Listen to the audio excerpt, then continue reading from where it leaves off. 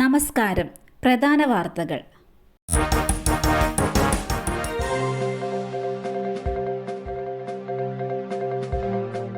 കള്ളനോട്ടുമായി ബാങ്കിലെത്തിയ സ്ത്രീ പിടിയിൽ. ബാങ്കിൽ കള്ളനോട്ടുമായി എത്തിയ വീട്ടമ്മയെ പൂന്തുറ പോലീസ് അറസ്റ്റ് ചെയ്തു. മുട്ടത്തറ മാഞ്ചിവിളാകം സ്വദേശിയായ ബർക്കത്തിനെയാണ് അറസ്റ്റ് ചെയ്തത്. തുക ബാങ്കിൽ നിക്ഷേപിക്കാനെത്തിയപ്പോൾ ബാങ്ക് അധികൃതർ വിവരം അറിയിച്ചതിനെ തുടർന്ന് പോലീസ് എത്തി കസ്റ്റഡിയിലെടുക്കുകയായിരുന്നു.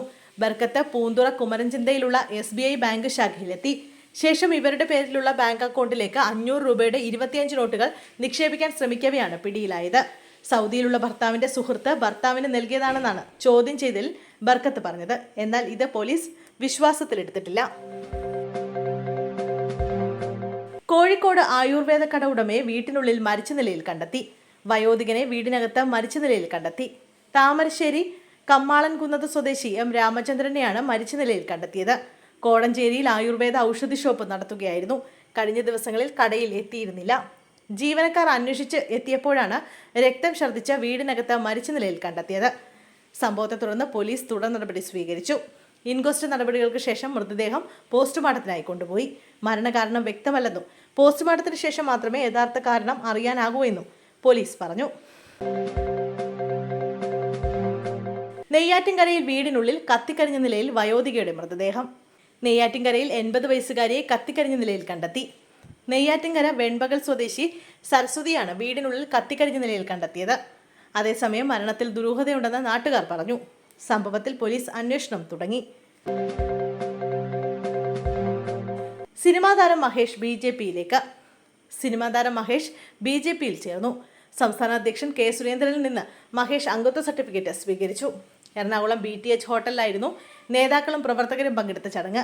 BJP അംഗത്വ ക്യാമ്പയിനിലൂടെ കൂടുതൽ പ്രമുഖർ പാർട്ടിയിലെത്തുമെന്ന് K സുരേന്ദ്രൻ പറഞ്ഞു. വിദേശ വനിതയെ പീഡിപ്പിക്കാൻ ശ്രമിച്ചതായി പരാതി.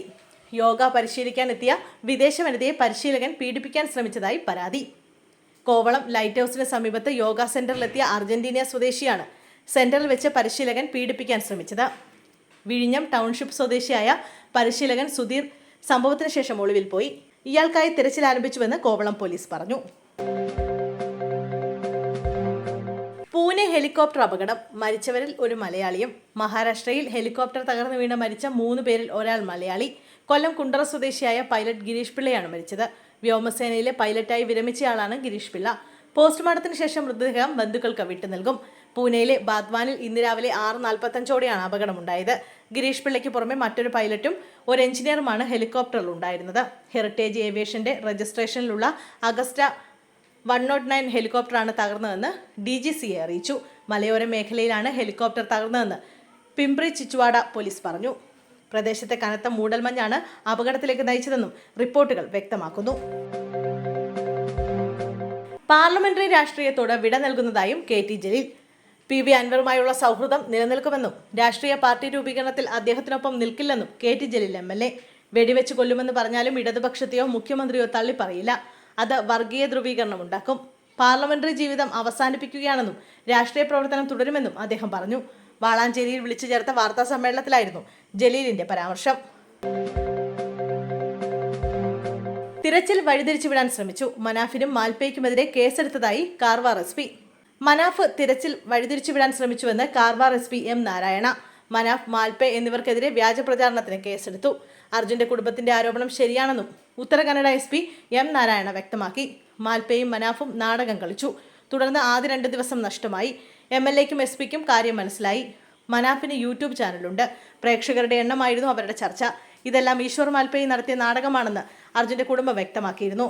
പിന്നാലെയാണ് ഈ കാര്യങ്ങൾ സത്യമാണെന്ന് വ്യക്തമാക്കി കന്നഡ SP-യും രംഗത്തെത്തിയത്. ആലപ്പുഴയിൽ പോലീസ് വാഹനത്തിന് നേരെ കല്ലെറിഞ്ഞ സംഭവം. 2ാം പ്രതി ആത്മഹത്യക്ക് ശ്രമിച്ചു. 2ാം പ്രതി ഗപ്പി എന്ന ഷിയാസാണ് കൈമുറിച്ച് ജീവനൊടുക്കാൻ ശ്രമിച്ചത്. ഇയാളെ ആശുപത്രിയിൽ പ്രവേശിപ്പിച്ച് പ്രാഥമിക ചികിത്സ നൽകി. പരിക്ക് ഗുരുതരമല്ലാത്തതിനാൽ ഡിസ്ചാർജായ ഉടൻ പോലീസ് കസ്റ്റഡിയിലെടുത്തു. പ്രതിയുടെ അറസ്റ്റ് ഉടൻ രേഖപ്പെടുത്തും. അജിത് കുമാറിനെ മാറ്റണം. മുഖ്യമന്ത്രിയുമായി കൂടിക്കാഴ്ച നടത്തി ബിനോയ് വിശ്വം. ADGP MR അജിത് കുമാറിനെതിരെയുള്ള അന്വേഷണ റിപ്പോർട്ട് നാളെ DGPക്ക് ദർവേഷ് സാഹിബ് മുഖ്യമന്ത്രിക്ക് സമർപ്പിക്കും. ADGP MR അജിത് കുമാറിനെതിരെയുള്ള അന്വേഷണ റിപ്പോർട്ട് നാളെ DGP ദർവേഷ് സാഹിബ് മുഖ്യമന്ത്രിക്ക് സമർപ്പിക്കും. ഇതോടെ അജിത് കുമാർ സ്ഥാനത്ത് തുടരുമോ എന്ന കാര്യത്തിൽ നാളെ അന്തിമ തീരുമാനമുണ്ടായേക്കുമെന്നാണ് സൂചന. അതിനിടെ AKG സെന്ററിൽ വെച്ച് മുഖ്യമന്ത്രി പിണറായി വിജയനും CPI സംസ്ഥാന സെക്രട്ടറിയുമായി കൂടിക്കാഴ്ച നടത്തി. നിയമസഭാ സമ്മേളനത്തിന് മുൻപായി അജിത് കുമാറിനെ സ്ഥാനത്ത് നിന്ന് മാറ്റാതെ പറ്റില്ലെന്ന് ബിനോയ് വിശ്വം മുഖ്യമന്ത്രിയോട് പറഞ്ഞതായാണ് വിവരം. എന്നാൽ അജിത് കുമാറിനെതിരായ ആരോപണങ്ങളിൽ DGPയുടെ അന്വേഷണ റിപ്പോർട്ട് കിട്ടിയിട്ടില്ലെന്ന് മുഖ്യമന്ത്രി മറുപടി നൽകി. റിപ്പോർട്ട് വന്നിട്ട് തീരുമാനിക്കാമെന്ന നിലപാടിൽ മുഖ്യമന്ത്രി ഉറച്ചുനിന്നു. CPM സംസ്ഥാന സെക്രട്ടറി MV ഗോവിന്ദനും കൂടിക്കാഴ്ചയിൽ പങ്കെടുത്തു.